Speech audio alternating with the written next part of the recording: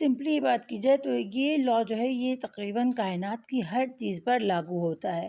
कायनात की हर चीज़ इसी पर अमल करती है, यानी एक्शन एंड रिएक्शन पर। आइए स्टेटमेंट पढ़ते हैं स्टूडेंट्स इसका। अब स्टेटमेंट में क्या कहते हैं न्यूटन साहब?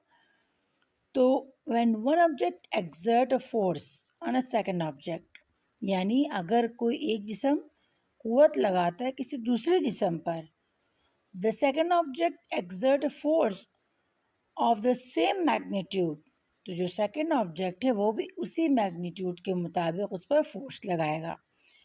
स्टूडेंट्स मैग्नीट्यूड के बारे में या मैग्नीट्यूड के बारे में दोनों तरह प्रोनाउंस कर सकते हैं आप इसको।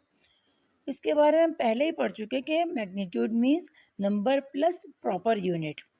अगर कोई आपसे पूछे कि मैग्नीट्यूड की डेफिनेशन क्या है या मैग्नीट्यूड को डिफाइन करें, तो इसकी डेफिनेशन है नंबर प्लस